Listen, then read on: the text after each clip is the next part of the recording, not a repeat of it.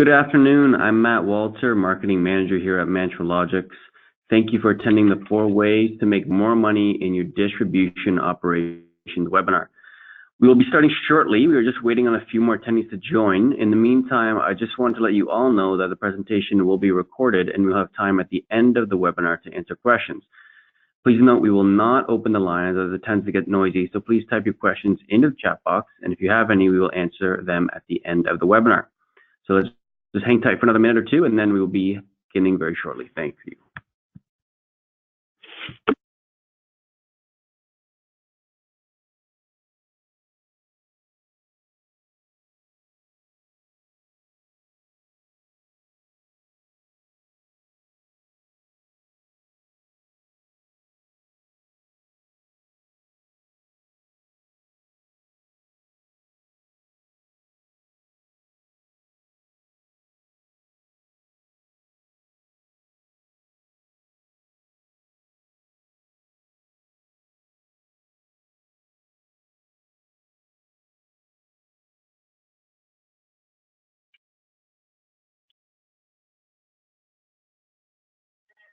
Okay, I think we're ready to go. So I'd like to introduce Nick Saracen, who will be running through the presentation today, and of course, our very own Sakib Merchant, who is the ERP practice lead here at Mantralogix. So Nick, if you're ready, I will turn it over to you. Absolutely. Thanks a lot, Matt, and thanks for making today's presentation possible. So my name's Nick Saracen, and I will be taking you through today's session on cost to serve and how to make more money in your distribution operations. So I guess we covered that already, didn't we? Let's go talk about the elephant in the room. So many of your customers are costing you more to have them as customers than the profit they're delivering. By the time you stack real selling costs, order processing, order fulfillment, delivery, collection, claims, returns processing, payment delays, all your profit has been consumed. The big problem is you don't know who these customers are. So today, I will show you how to work that out, and I'll offer you some suggestions as to what you might want to do about it. But just first, let's define cost to serve. And the best definition I found out there was Gartner, and they call cost to serve. A cost to serve analysis calculates the profitability of products, customers, and routes to market, and provides a fact-based focus for decision-making on service mix and operational changes for each customer. Now, who wouldn't want to do that? Well, hopefully that's what you want to do, because that's what I'm going to talk about today. And there's the definition. So, some of your customers are profitable. Which ones? Well, I'm thinking some of them may be like these guys. We call them the lean and mean. They are easy to deal with. They pay their bills on time. It's almost as if they're too shy to ask for anything special. And these guys are worth their weight in gold, but unfortunately they're few and far between. We then have what I call the good citizens, and they need a lot of hand-holding. So they pay their bills. They don't ask for too much inventory to be held, but everything has to be done just the way they want it to be done. And they will hound you until you do it just the way they want. And they won't be too concerned about how much it's costing. They just want it just so. So we call those the good citizens. And then back down here, we have the guys who, like the lean and mean, they know how to operate. They order clean things. They do things the way they should be done. But man, do they take forever to pay. So they just sit there and wallow in your cash, but generally they are relatively easy to deal with. And then we get to the fat cats, and they want everything done that way, and they don't pay, and they want dedicated inventory, and they require special. So we call them the fat cats, and generally, they never pay enough to cover the costs that you incur to serve them. Now, my question to you is, do you know which is which in that pat?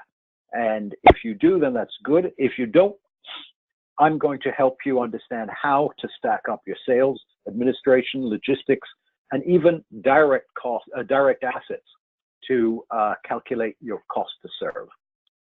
Let's get started. So this is why cost to serve matters.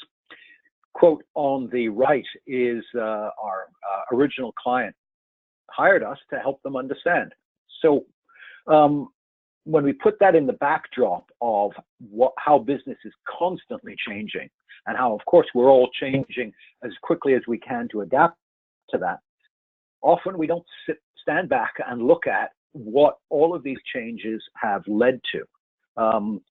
Sticking with customers and doing what it takes to make them happy is great, but after a while, what was could you do just one thing for me, can become the way you do business.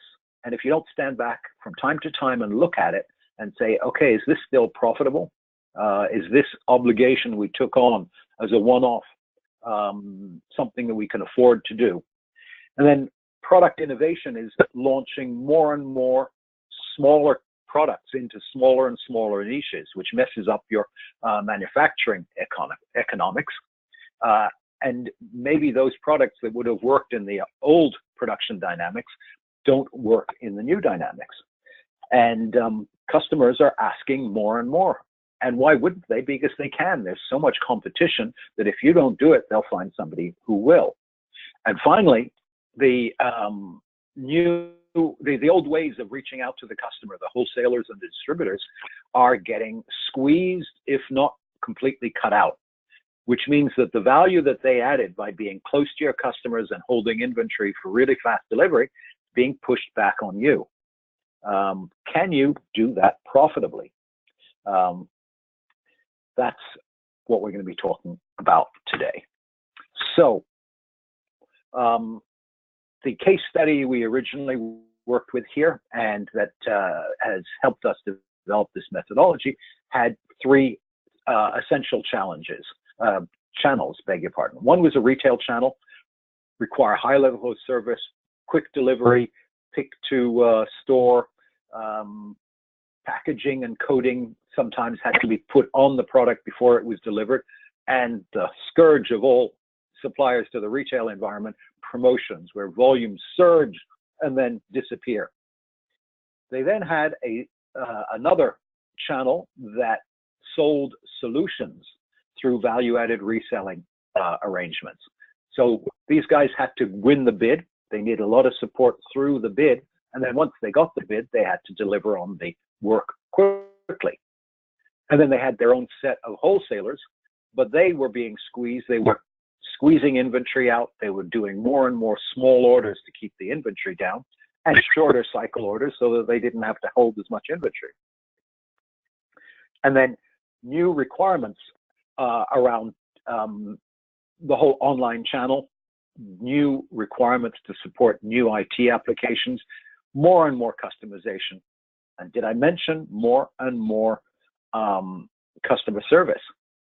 And while these are the three channels we were dealing with, we've seen this in consumer staples, in beer, in dairy, in performance nutrition, and even in department stores. So we'll talk about some of those as we go on. But before, let's just talk about step one. Step one is your gross profit. Once it takes into account your product mix, it takes into account your pricing, your discounts, your incentives, all of the face of invoice items to give you, okay, this is my raw profitability. So Saqib is with us, and he's going to give us some insight as to how you find the data to do these analyses out of your ERP system. So Saqib, tell us a little bit about this report and what it tells us.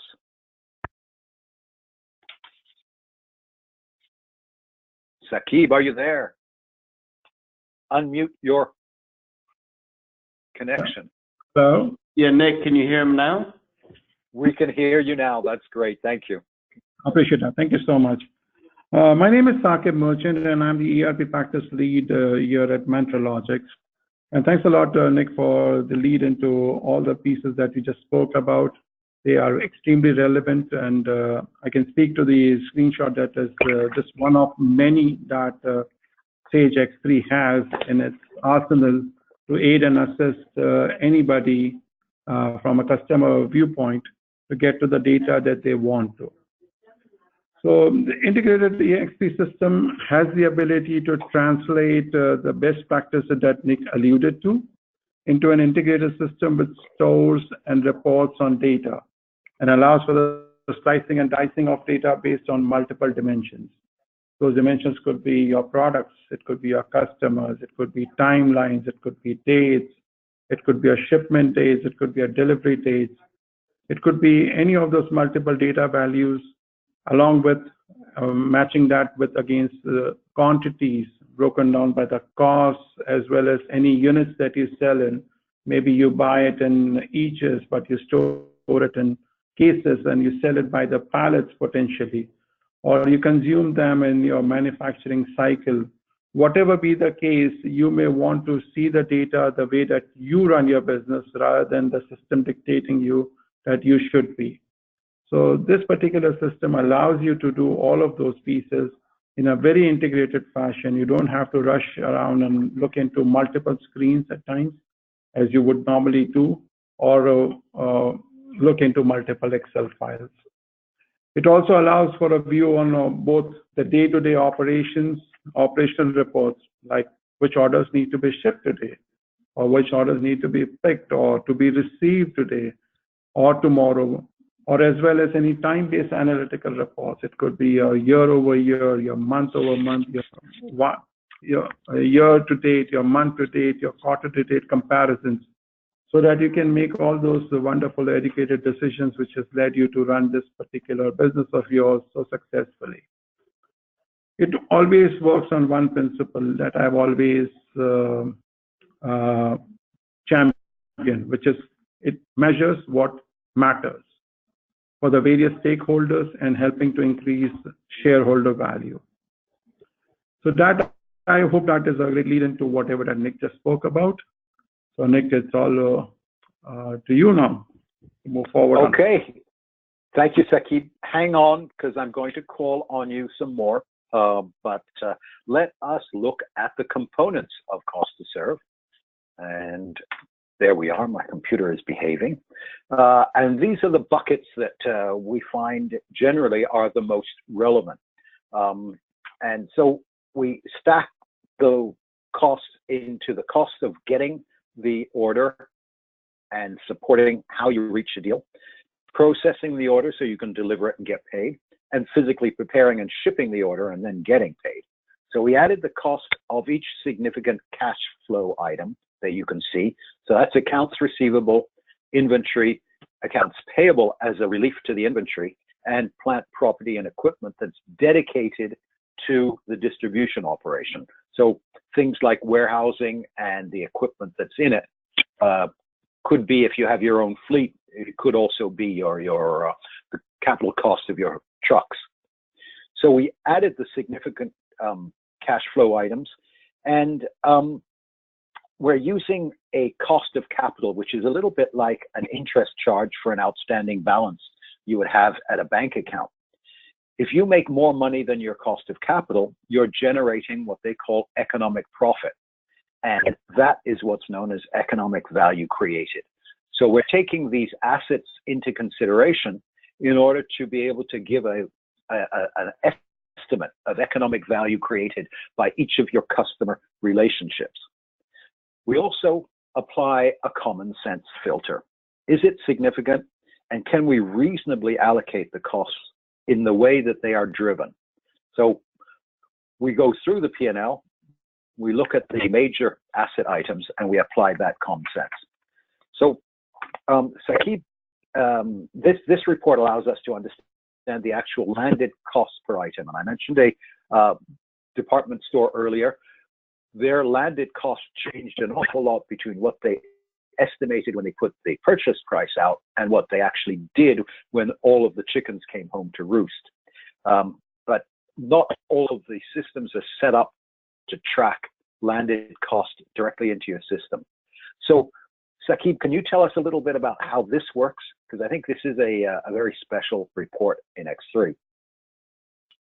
Yeah, I mean, that is a great point that you just mentioned as far as a particular business estimating a certain cost of purchase and getting slammed with any additional costs that come later on, and rightly so, because it is a business cycle that needs to continue to churn, and you cannot wait for a particular invoice to come in 15 days later on to be so that you are in a surprise. So this particular system allows you, this is an inquiry screen more than a report that shows you that any sales cost breakdown can be extremely, first of all, the system is extremely flexible to have as many different types of what we call as invoicing elements that can be put into play. So it has the ability to add various additional costs in the system, and it could be on the basis of total dollar value, or it could be based upon a certain percentage, which can be apportioned based on certain criteria that typically an industry would want. In addition, these could be a net debit or credit against the total transaction, so that it could be a discount percentage versus a freight or miscellaneous charges or brokerage fees or custom fees, as the case may be.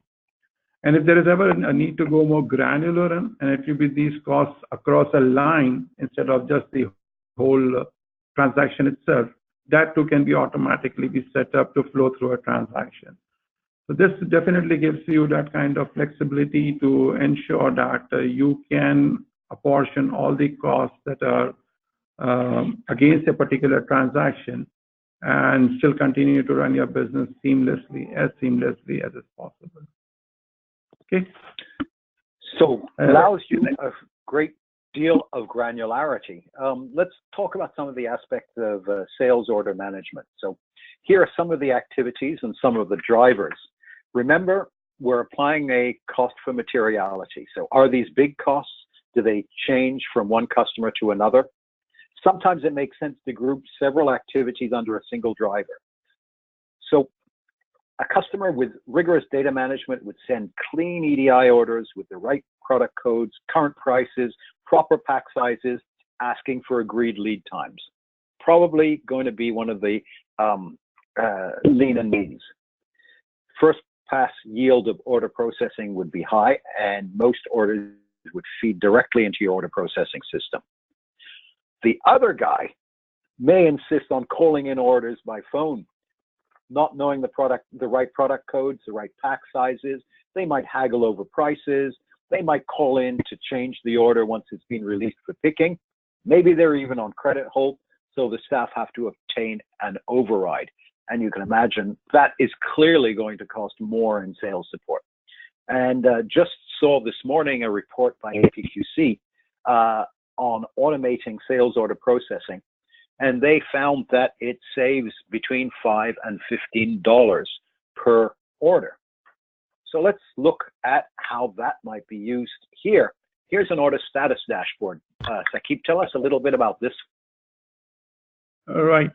And for all the good points that you just mentioned, Sage X3 allows you to have a 360-degree view of a particular sales order, and this has nothing to do with just a particular user. Anybody can go in and access that.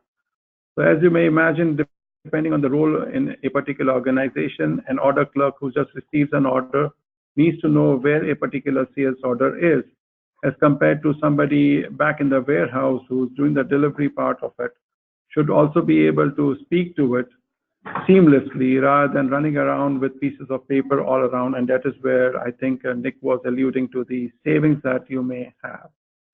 This particular screenshot speaks to a particular sales order and the various statuses, which is on the right-hand bottom corner, if you are able to see that. It speaks to as to whatever that has happened with a particular sales order with regards to has it been signed or not signed. So that is again another great feature in Sage X3 where you can have an approval mechanism system wherein a particular sales order can only be processed if it has been signed potentially. That is all up to you if you wish to have that approval mechanism set up based on, say, a dollar value. If it is over $5,000, then maybe the supervisor needs to sign a particular sales order, and it also happens seamlessly. The other piece would be the allocation, which is if you are reserving certain items for a particular customer against a particular sales order, that also would be available in this particular screenshot, as you see this particular screen, that if it has been allocated or not allocated. You may choose to allocate, you may not choose to allocate based on your company policy. Same goes for as far as the order statuses are concerned. Order status could be that it has been partially picked or partially delivered or partially invoiced, as the case may be. What is the status? And this becomes extremely helpful when somebody picks up their phone and, yeah, on the other side, the customer wants a status right away. This can definitely help you out with that. Same goes for invoicing status, that potentially somebody may want to know as to if this particular order has been invoiced or not invoiced. Please note that this is only from the point of view of a single invoice or a single order. There are other inquiry screens which will give you a synopsis of just about everything that you can then filter upon. Another very good, yeah. No, go ahead.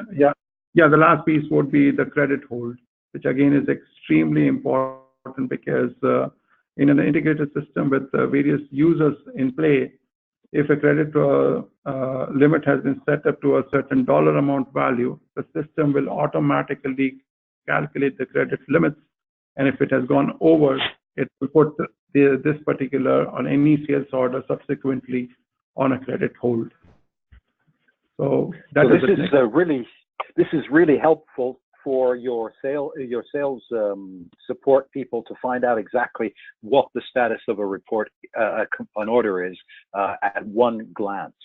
The other aspect I wanted to cover here is how do you get the activity drivers out of your system?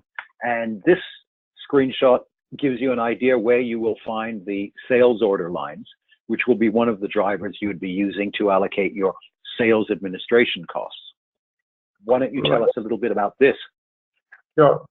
So the previous screen just spoke to us about from a sales order perspective as far as whatever that is happening at the sales order level. But obviously, I mean, there are other granular details, as Nick has just spoken about, that also would be required in this particular case.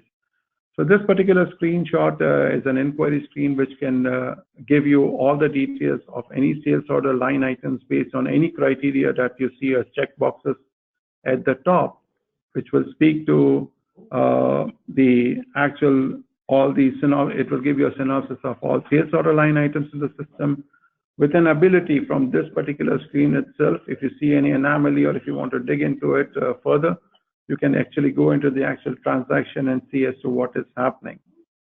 It allows the user to gain, again, a view data based on the criteria specified or chosen, and get a view on the order line as well as what is the status, if it has been allocated, if it has been picked, the granularity of it.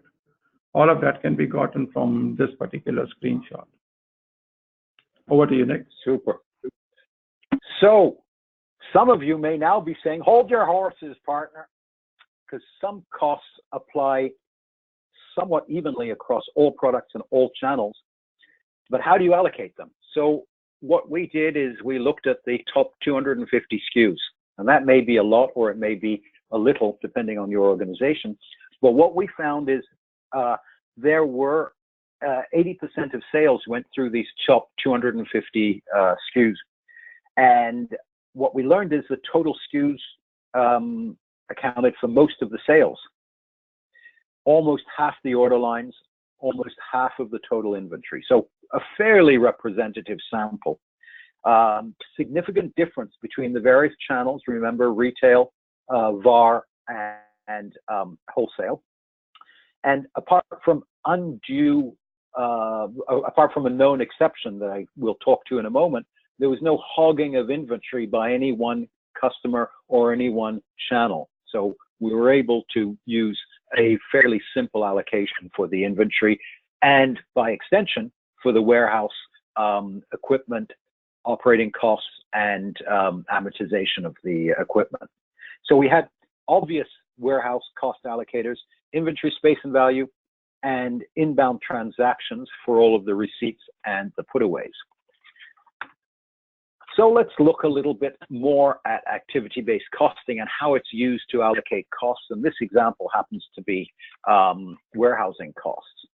So in this particular example, you can see we have typical warehouse costs.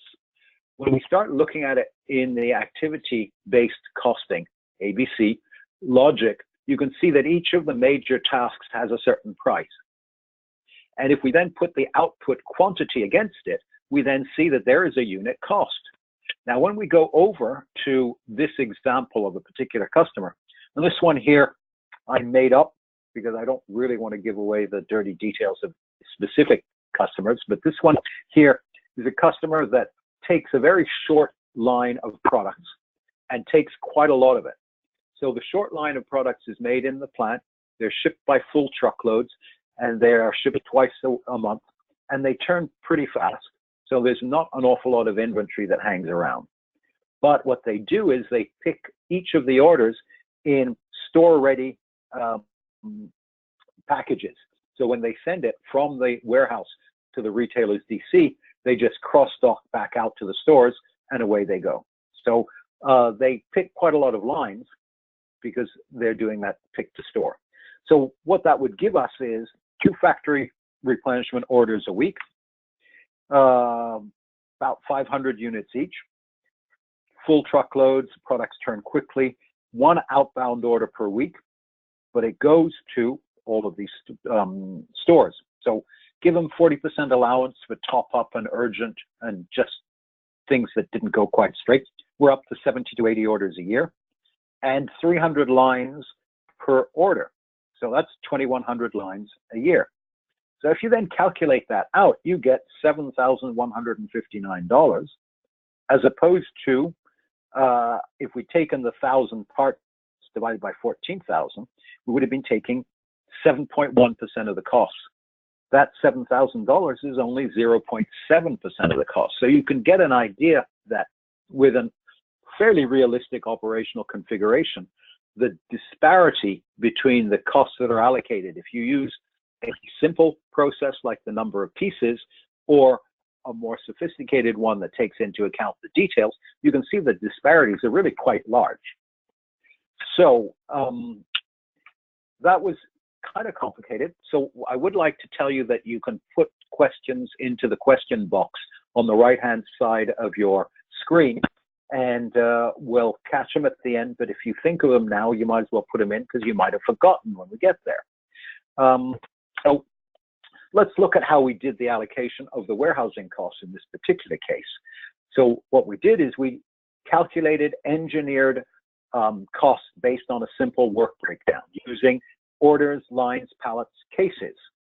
And we did this on real orders that came in the door. So we had an engineered standard time, and then we released them to the warehouse and observed discreetly how long it actually took for them to pick the orders. And so you can see that graph, and we had normal orders for each different channel, and then we had a couple of special orders. You can see that's a pretty good fit. So we ended up having a formula like the one at the bottom here. And we used that to calculate the cost to pick an order for each one of the customers, for each one of the channels. And it was based on an engineered standard and an observed average. So gives you an idea, different channel for every channel. And in the case of certain customers, we had to formulate a special formula. So sometimes these calculations can get fairly complex. Where do you get the freight, which is a big one? So here you can get from this screen the freight delivery details, and you can go down to the level of granularity that allows you to allocate these to individual customers and individual channels. Saqib, can you maybe take us down the journey of the sales cycle? All right, thank you, Nick. Similar to the other screens that you have seen at the top, since it is an integrated system, we have moved ahead and through the journey of a particular sales order, and we've reached up to a point where we are ready to deliver a particular product or a set of products against a particular delivery. So this screen is again a synopsis of all the shipments based on the criteria that is chosen, with a drill down ability in the system to view the details of the products, their quantities, their lots, their sublots, and if any serial numbers that also exist on a particular product. This becomes extremely important because of the fact that typically at times when a delivery does happen, and if there are any questions or queries around as to what was delivered, under what package number, or it could be against what lot, or sublot, or if there's a serial number, then this can definitely alleviate all those frustrations that not only on the side of the customers, but also on the side of you as a business owner, that you don't have to run across the whole warehouse or the distribution center. And what if it is in a different geography altogether, to get to a point where somebody can answer all those questions that the customer is holding on. So this particular screen is one of many which will allow you to go ahead and click on a particular line based on the criteria that is defined, and you can quickly get to the information that you want to. This not only will give you the details of a product, but it will also give you the breakdown of whatever that has happened with that particular delivery, or for whatever that Nick was just alluding to. Okay, over to you, Nick. Super. So we've talked about sales administration costs. We've talked about warehouse and freight costs. Let's bring it all together. And it would look something like this. So we performed this for 3 different channels, as I mentioned, and we looked at what are some of the differences. So obviously some of them are related to product mix, some of them related to different commissions and so on. But these graphs at the bottom give you an idea of the bottom line of the analysis. So 100% net sales minus COGS in turquoise gives us a gross margin in light blue. And then we start allocating the costs. In green, we have the logistics costs. In yellow, we have the customer service costs. And we would have sales and marketing costs, except that in this particular channel, there are none. They are not significant enough to show up. But if you go to company B, you can see that sales and marketing costs represent 1.5%. And then if you then take these data right down to the bottom, and you see the asset charge, which is a combination of inventory tied up on the 250 top items, less accounts payable, plus accounts receivable as they apply to a specific account. So you get a decent idea on, are these hogs or are they good citizens? And you see here at the bottom, the customer EVA, or the economic value added through that particular customer. As you look at them, one that has no sales and marketing expenses has a very low EVA, whereas one that has substantial sales and marketing costs in the middle, the channel B, has a much higher economic value added contribution to the bottom line. So that's the crux of the analysis. It allows you to see these things that you would not see through traditional accounting. And so to bring it back to our good old friends, the lean and mean, the good citizens, and so on, we obviously are going to want more and more lean and mean if we can possibly have them. But unfortunately, we may have been pulled into fat cats and so on. So how do we reduce the support and fulfillment costs? So silly as it may seem, education is a big factor. Many of the customers don't actually know that they're demanding more support than other customers. And just telling them led them to readjust their expectations and to adjust to a more healthy dynamic. Using self-service tools so that the customers could help themselves. Detailed online product catalogs so they can get the right product codes, they can know what is and what isn't in the catalog. Project estimators for the value-added reseller channel. Return management and online claim submission so that the customer can do the administrative work and not duplicate it when you have to do it. The counterintuitive thing is that by giving customers self-service tools, they are more satisfied if they did it themselves. And I guess it's because they can't complain it's wrong because they did it. But typically, being able to put self-service tools in place is a great way to reduce your costs and improve your customer service. Then, if none of that works, you can try and change the way they order so that they order with correct and reasonable lead times, that they order the right pack size, the right skid size, that they order freight-friendly sizes like full pallets. And if there are things that will reduce the delivery, they do things like geographic clustering. So a number of ways of reducing the cost. I can see a lot of people are getting inattentive while we're right at the meat of the whole damn session. So, okay. The idea is essentially, can we take customers from where they are today and get them trending towards the lean and mean, where they don't demand excessive support and they don't suck up excessive quantities of your business. Just to give you an example of one of these, they essentially paid very, very low prices and had to be handheld all over the place. Their lead times were so short that they had to have dedicated inventory that was customized to their requirements, and their payment terms were horrible. And they estimated that there was no way they were going to bring these guys from an acceptable area, from where they are, into an acceptable zone of profitability. So what they did is they started making more and more concessions, and the customer became more and more demanding, and then the service fell. And so understandably, they got upset, they put the business out of tender, and our client didn't bid. So what they'd really done is they built unreasonable expectations at very, very low margins, and then they sent that client off to waste the competition's money. One of the other things we did for them is we prepared a pricing template for new business, and we identified these 7 items, and pretty much any good salesman should be able to estimate these 7 items when they're talking to a serious prospect. But what that allowed us to do is estimate the physical volumes, the cost of goods sold, the net sales and deductions, the number of orders and lines that are going to drive cost allocations. We could estimate the cost of transportation based on where they were geographically.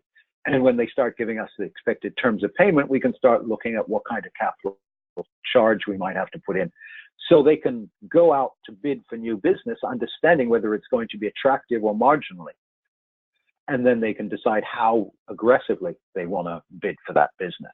So very helpful in terms of making sure that the new customers come on board on the right terms.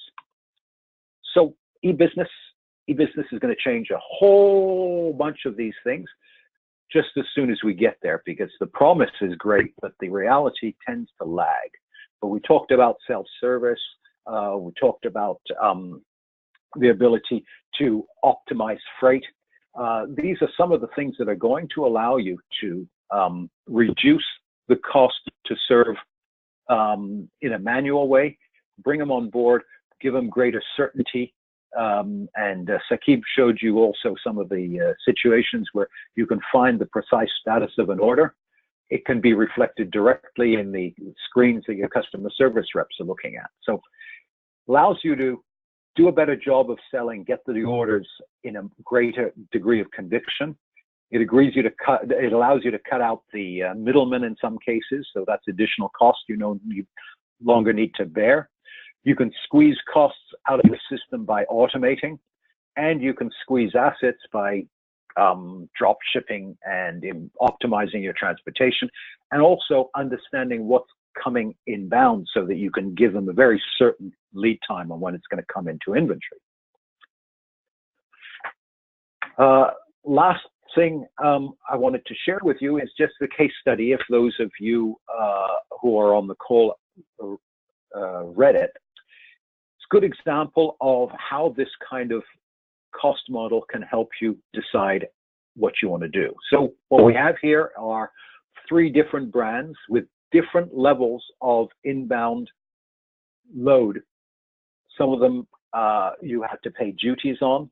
Some of them, they came in little itty bitty deliveries that took a long time to receive and put away.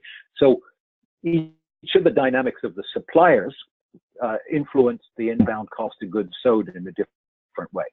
What we then did is we put it into the inbound warehouse where all products were considered equal based on their loaded inbound cost.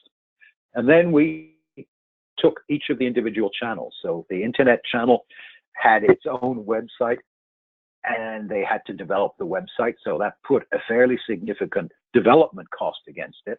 But once they had it, it was relatively inexpensive to fulfill, except for the postage, which was fairly expensive, but it came directly out of the warehouse. The direct marketing was linked to a customer and consumer engagement games and challenges. So that expense had to go against the direct marketing channel that was fulfilling those orders. So again, a fairly large expense in that channel, with orders being directly filled essentially through the same channel as the internet. And then we had a wholesale supply network, which represented a number of warehouses across the country. And they then were used to serve the other channels. And by building this cost dynamic, it was very simple to do an estimation on, okay, what happens if we take a new brand, but we use the same sales channels? So we can estimate the inbound cost, and we know what it costs to deliver to the channels. And if we're delivering bigger orders, we'll actually then get better bang for our freight. What if we take a new supplier? So that would be brand supplier 4, and take it through the same channels, and we can do the same analysis. And how about if we were to go out and get a new channel? Well, it represents a fairly significant challenge, because these are new relationships, it's new delivery dynamics, but we can estimate it, but it comes with a higher degree of risk. So we would be expecting to get a higher return. And this model allows us to have a pretty good idea what it's going to be. So that's what we used it for. I think you can probably imagine that the safest option was taking on a new supplier to their existing channels, or opening a new channel that starts to get a little bit more complicated. So that's what the model was developed for.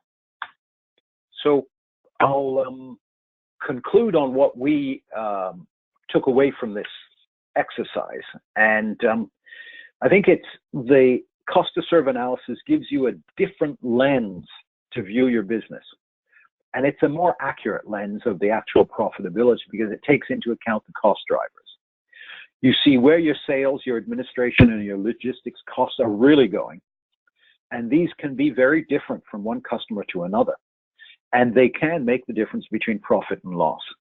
Rule of thumb says there are 30% of your customers are profitable, 50% are marginal, and 20% are actually losing you money. Now, it's really, really, really difficult to lose money in the beer industry, but pretty much all of the others, that's not a bad rule of thumb. So at that point, I will take any questions that you'd like to ask us. I'm looking in the question box.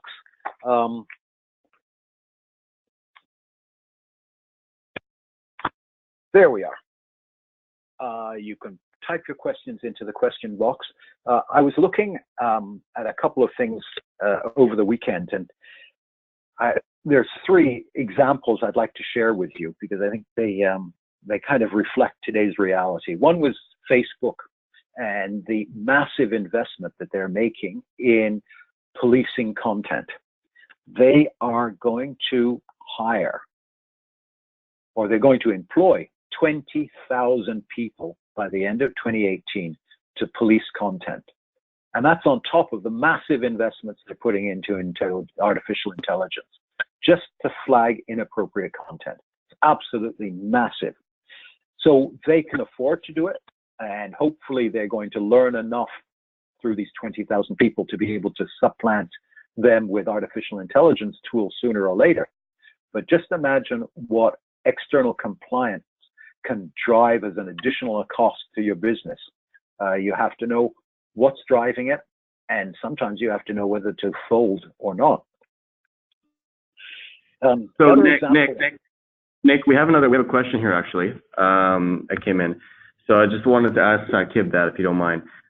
So one of the questions was, how does traceability in the distribution vertical work within Sage X3? If maybe Saqib can elaborate on that. Right. Well, that's a great question, and we get that asked a lot as far as traceability is concerned, be it food, be it anything that requires any kind of oversight, which would involve any kind of lot numbers, sub-lot numbers, or even serialization if that is required. Sage X3 is a great engine which is extremely tight and extremely robust as far as management of these things are concerned. It also has an efficient data retrieval capability, both upstream as well as downstream. I'll give you an example. In that case, upstream would mean that where did I buy this particular product from, when did I buy it, what was potentially, if a supplier lot code number is concerned, what is my lot code number that I had designated, what are the locations that I had stored this in. If there are any quality implications to it, that also would be tied to that particular granular product that was received against a lot, sub-lot, and a serial number. So it has extremely wonderful capabilities on that front. It also has great on the other side of the coin, which would be downstream.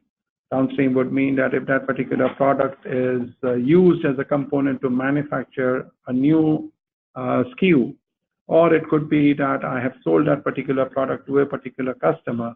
When did I sell it? Who did I sell it to? What lot numbers were involved? Chances are that a particular shipment for a particular product may consist of one or maybe multiple lot numbers.